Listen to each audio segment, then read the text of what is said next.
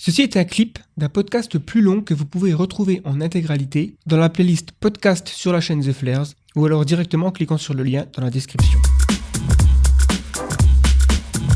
Du coup, je serais curieux de savoir ce que tu réponds aux personnes qui pensent que en fait tout ça c'est bien beau, mais en fait on va atteindre le mur bien avant ou il y aura quelque chose. En fait, on est un peu déjà à bout de souffle en termes de Ouais, ressources, en termes d'énergie, en termes de rarification, un peu de tout ça. Et donc le mal sera déjà fait d'une certaine façon et que la fusion, ça va être un pétard mouillé d'une certaine façon. Est-ce que tu as une réaction à cette... ouais, j'ai deux réactions. La première, c'est si effectivement on atteint le mur avant, bah oui, ça aura servi à rien tout ça. Si on disparaît avant, bah écoute, Hmm. effectivement, ça aura servi à rien. Par contre, si on disparaît pas avant, euh, la fusion sera vraiment indispensable. Euh, c'est vraiment, on pourra pas passer à l'étape supérieure du développement de l'humanité sans une source d'énergie qui a les mêmes caractéristiques que la fusion en tout cas. Alors après, il y a beaucoup de gens qui vantent la décroissance et ce genre de choses, dans quel cas, effectivement, on n'a pas forcément besoin d'une nouvelle source d'énergie. Mais pour peu qu'on tienne le progrès scientifique et de l'humanité sous son développement actuel comme étant quelque chose de souhaitable, la fusion devient indispensable. Même si on souhaite un développement de l'humanité beaucoup plus raisonnable, beaucoup plus raisonné, beaucoup plus respectueux de l'environnement, on ne peut pas trouver une meilleure source d'énergie que la fusion, euh, puisqu'elle a l'avantage par rapport aux renouvelables d'être illimitée et de pouvoir la contrôler. Alors que les renouvelables, on ne décide pas quand est-ce qu'on va produire et elle a un potentiel qui n'est pas illimité, Oui. même s'il est quand même particulièrement important.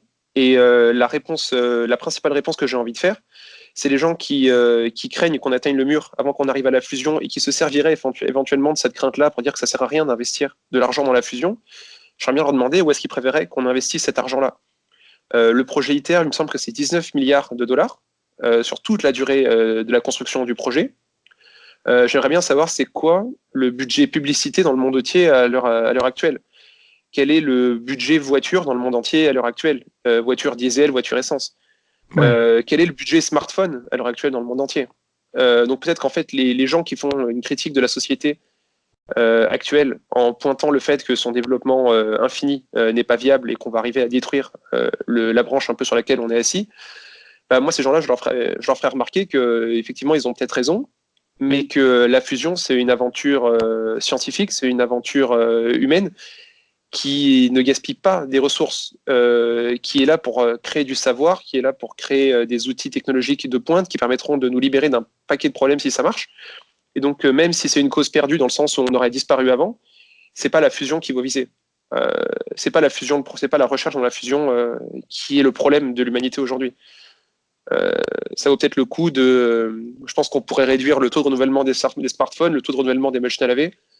On pourrait peut-être réduire les budgets publicités dans le monde entier, réduire le gaspillage alimentaire. Ça, c'est des vraies pistes, c'est des vraies pistes de progrès qui ont un impact bien plus important que la recherche sur la fusion nucléaire. Et c'est pour ça que moi je pense que la fusion nucléaire, en fait, finalement, elle crispe un peu, elle attire l'attention parce qu'il y a le terme nucléaire dedans et parce que c'est un investissement public massif. Mais quand on regarde par rapport à la quantité d'argent qui est gaspillée par l'humanité chaque mois, à mon avis, ITER paraît vraiment minuscule. Et pourtant, c'est une sacrée aventure scientifique et humaine et une sacrée aventure diplomatique aussi, Ouais. qui va vraiment dans le bon sens pour moi. Ouais, c'est clair, je te rejoins tout à fait. Et ça, c'est presque extrêmement frustrant, presque dégoûtant de voir à quel point finalement le budget de la défense américaine surpasse complètement le budget qui est alloué au développement de la fusion. Si on est vraiment au bout du rouleau, on devrait mettre toutes nos ressources et tous les cerveaux disponibles. Enfin, on devrait faire un plan Marshall, quoi, enfin un plan Manhattan, le projet Manhattan. Ouais, je vois ce que tu veux dire. Voilà, ou un Ouais. plan Marshall qui était le but de reconstruire l'Europe après la Deuxième Guerre mondiale. C'est-à-dire vraiment de se dire, c'est l'objectif, il faut le faire vite, et on sait que c'est bénéfique, on sait que ça peut marcher, et donc voilà, c'est ça qui me frustre beaucoup. Maintenant, ouais, je préfère dépenser de l'argent dans Hollywood et faire voilà, Ouais, par exemple. Ouais. divertissements. Comme l'a dit, je sais plus qui, haïssez le jeu, n'haïssez pas les joueurs. C'est-à-dire que finalement, on est dans un jeu dans un jeu à l'échelle mondiale où effectivement les États-Unis jugent indispensable pour la pérennité de leur État d'avoir un budget de la défense complètement surdimensionné. Ce qui peut être intéressant, c'est de se poser la question comment changer les règles du jeu.